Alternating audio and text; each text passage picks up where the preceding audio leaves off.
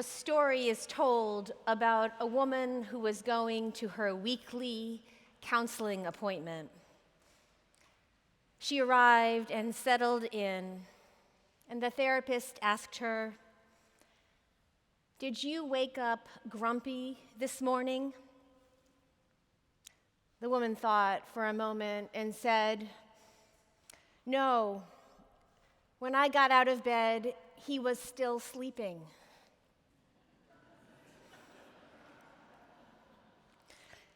That little tale, courtesy of Father Mark, points to something that we might pay attention to during Lent.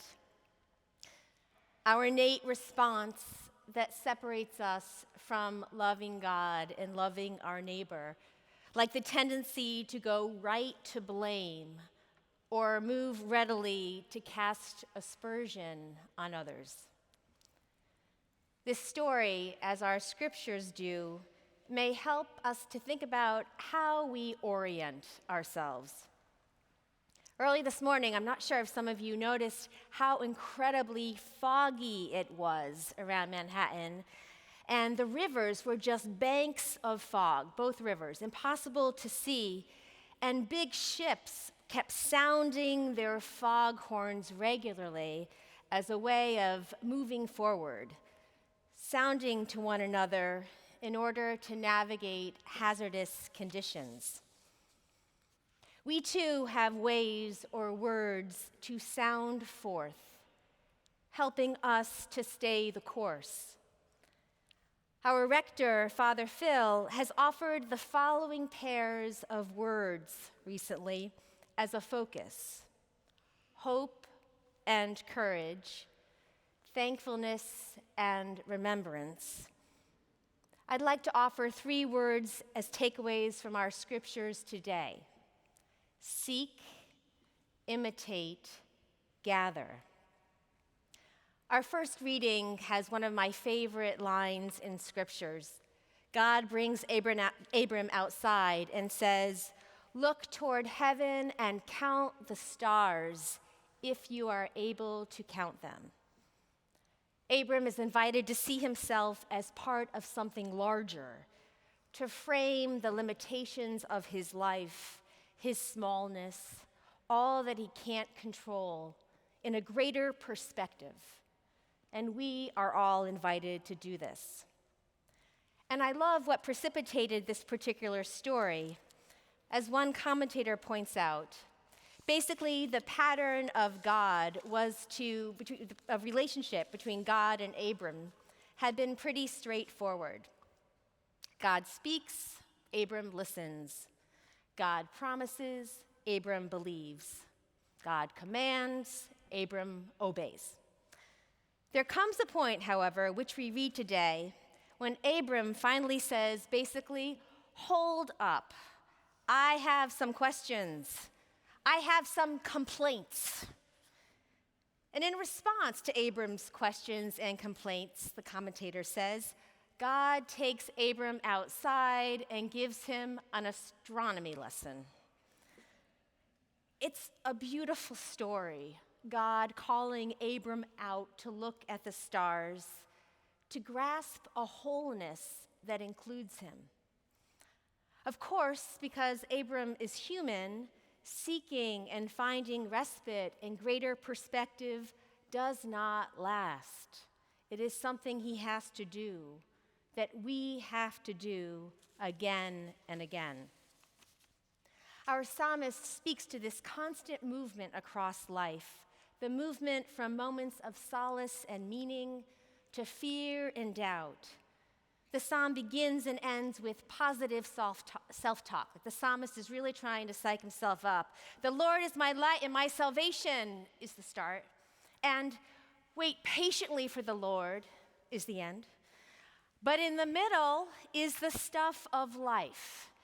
And it's not clear if the speaker is under assault from armed enemies or whether the martial imagery is a metaphor for other kinds of hostility. But either way, the psalmist wavers from this original talk about no fear and decides to focus on what is a very reasonable ask. One thing have I asked of the Lord, one thing I seek, that I may dwell in the house of the Lord all the days of my life, to seek him in his temple. We can honor the seeking, and in some places we are more likely to find at least some of what we need to persevere, to celebrate wonder amidst the grit and the grind and the crazy. Today we have followed the psalmist's voice to seek God here in community, to rest here. You speak in my heart and say, seek my face. Your face will I seek. So seek. Imitate. On the Feast of the Transfiguration, right before we started our Lenten journey, our vicar, Father Michael, said that we see the glory of God in ourselves and in one another. We are the glory of God when we imitate what Jesus did, when we serve and forgive and share and tend toward each other. Paul exhorts the Philippians to stand firm in the Lord, to imitate him, Paul, in the example of others who are imitating Jesus. The Philippians were proud of their Roman citizenship, and Paul is saying, well, your real citizenship is found in God's kingdom, which transcends municipal and empire identity. Paul asks, are you observing, really looking carefully at others who are doing the work that Jesus calls us to do? They are out there. Be like them. Every day we can see among our congregants and staff and kind people in the city those who slow down to be human to one another, who accompany people to court, who hold hands, who bring groceries and empty trash bins for those who are not able to do so for themselves. My mother-in-law has had a practice for many years that every day she will search the news until she has read about, and I quote, someone somewhere doing something good. Our psalmist asks the question, what if I had not believed that I should see the goodness of the Lord in the land of the living? What if I had not believed that? We are to believe that, to seek that, to imitate that goodness, which is the glory of God. There is an adage that tofu takes on the flavor of what it marinates in. Maybe as a Lenten discipline, we will hone our discretionary exposure to those whose actions reinforce the healing, reconciling, building up of the kingdom work of God. Life is so short. Why are we not soaking in everything we can from those whom we should imitate? Why do we offer so much of our attention to so much that is not worthy of imitation? And finally, gathering, being gathered and gathering together. We respond to the movement that Jesus longed for and the writer of Luke and Acts longed for.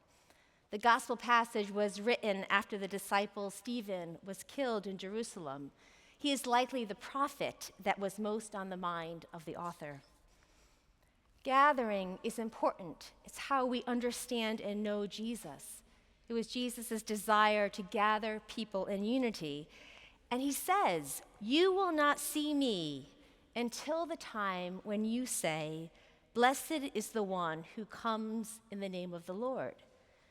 And in this moment, that is each of you. Blessed are you who comes in the name of the Lord. Blessed are you who comes in the name of the Lord. Can we say that together? So follow me. Blessed are you who comes in the name of the Lord. All together. Blessed are you who comes in the name of the Lord. One more time. Blessed are you who comes in the name of the Lord. Can you turn to your neighbor and say that? Blessed are you who comes in the name of the Lord. And we are called to be part of Jesus' gathering beyond these walls. And I'm reaching to see if I have my cards, and I don't. But we have these wonderful cards that our neighborhood support folks have put together so that whenever, I don't have my prop, but I will have them at the back. Whenever we are going out in the city and we see people with needs, they need food, they need care, they need something. And we know Jesus could not meet all the needs of all the people, and we can't either. But part of the ingathering, the gathering of Jesus, involves us. We see someone, we acknowledge them. We say, I am part of the church that could care for you. Here is my card. Here is our card. Come, you are welcome. So come at the way back, I will have them. Remember, we can look up, even in the city sometimes, and see the stars. As we journey through this Lent, let's pause when we have the habitual impulse to assign blame and cast aspersion. May we seek, imitate, and gather. Blessed are you who comes in the name of the Lord. Amen.